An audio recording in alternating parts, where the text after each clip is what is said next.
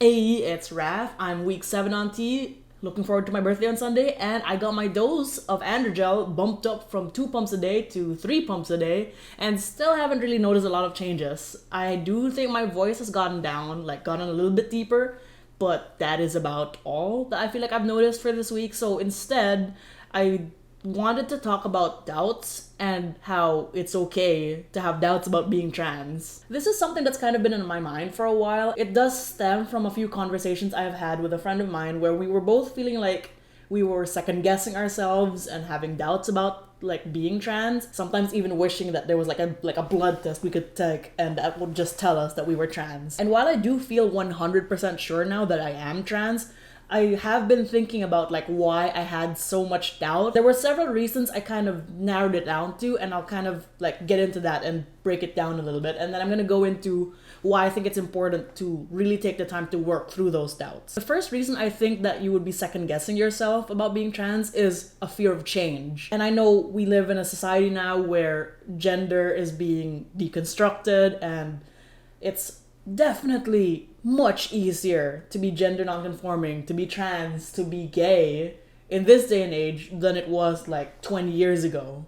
But that doesn't make it any like less impactful. And also a big part of fearing that kind of change is like asking yourself, I've been settling for being in this gender for so long, for most of my life. What is the point of like rocking the boat? Like I've finally found a good, like stable life. Why do I want to change it? And I think that's a sentiment that would be maybe a little bit more common with people who start their transition a little bit later in life, like in their like late 20s or 30s or like further along. We've already lived for a little bit and we've established ourselves for a little bit, and transitioning will change so much of that in ways that we might not be ready to come to terms with. And I know that was a big part of what was holding me back from coming out to myself and from accepting myself. Kind of tying into that is what I think is the second reason why you might be doubting yourself, and that's a fear of becoming disconnected from your current identity. I believe it's not the most uncommon thing for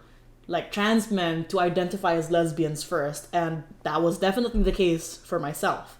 I had spent so much time building this identity for myself as a lesbian. I had spent so much time like becoming part of like lesbian groups and being part of lesbian fandoms and, you know, like Britannia and Clexa, and I was part of that community. And I knew that coming to terms with being a trans man would change that, because, you know, if I was to respect my own gender, I can't chill like in a lesbian only group because I am not a lesbian anymore. Side note, realizing that I'm a trans man did help me come to terms with being bisexual, so that's a video for another day. And the third reason for me would be dating. There's no other way around it. It's not the easiest thing. It was one of the reasons why my last girlfriend and I like didn't work out. When I like started to come to terms with being trans, I like couldn't get on the apps anymore because I didn't know where to go. I didn't know what to put down because I wasn't quite ready to put male yet. And I knew that like cis straight women might not be chill about the body that I have pre everything. And the lesbians that used to be in my dating pool now aren't or shouldn't be, because like I would be disrespecting their sexuality if I was to like try to pursue them, and they would be disrespecting my gender if they were trying to pursue me. I got lucky. I matched with a lesbian who like reevaluated herself and came to terms with being in love with a dude, so I got lucky. But that's like a video for another day. Fourth reason is discrimination. Let's face it, while there is still a lot for gay people to deal with, and bi and like everything else, trans people still get the short end of the stick, and that's just not fun. And the fifth reason I think would be access to gender-affirming care. Not everywhere is like this country where I'm in now. Not everywhere is gonna give me access to gender-affirming care with barely anything to put out from my pocket. And that was what held me back from coming to terms with it when I still lived in the Philippines. It was tricky at first to kind of like figure out what to do and where to go, who to contact. But once I got that ball rolling and like realizing how accessible it is, that changed my life. Number 6, I think you feel like you need permission. I felt like I needed permission to think about it. I felt like I needed permission to explore that part of my brain. Permission from who? I felt like I needed permission from my parents or like society, or maybe you feel like you need permission from God or whatever you believe. This was one of the biggest things I had to hurdle because I had to come to terms with the fact that this was something I wanted, this was something I needed, this was something that I deserved. And I know it sucks if like permission isn't going to be granted by, you know, society or parents or God or whatever. At the end of the day, like, you have to do this for yourself. All I needed was my permission, and that's it. And reason number 7 for doubting yourself is, what if you're not sure? What if you change your mind? And so I was scared, like, what if, you know, I decide this, and what if I change my mind later on? And what if this is just like every other phase that I've been through? Like, what if this is like when I wanted to do needle felting? What if this is like when I wanted to do skateboarding? What if this is like when I wanted to do this story or that project? At the end of the day, this is your gender. This is you.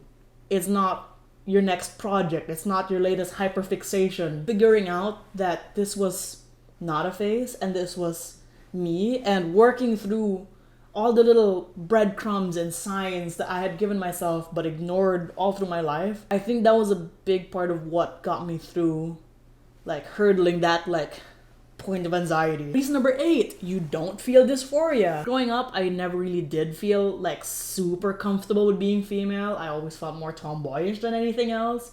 But I didn't quite feel as, like creepy crawly in my skin the way some trans people describe.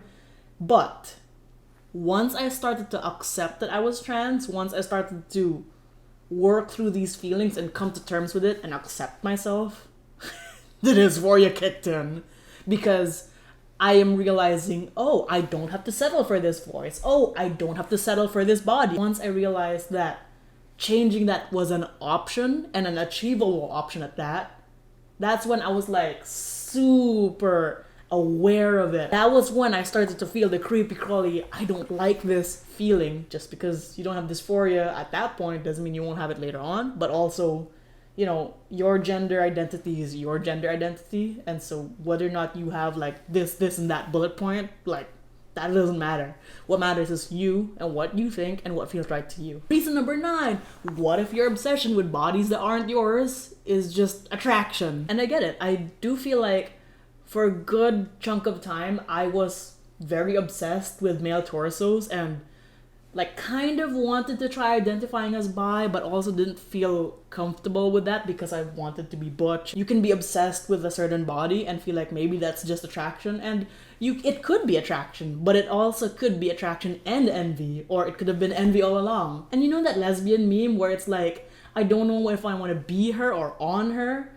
Honestly, I think that's part of it as well. I don't know if I want to like be him and in his body, or if I want to be on him. And finally, number 10 for reasons why you could be doubting yourself, and that is you're scared of making a big decision for yourself, for your body. With any big decision in life, that is a thing. And if you're feeling that way, that is probably a good thing, because that means you're really thinking about this and really acknowledging that it's not a tiny thing, and it's not a tiny decision, and it's not something to impulsively do or rush. And so those are the 10 reasons why you may be doubting or second guessing yourself.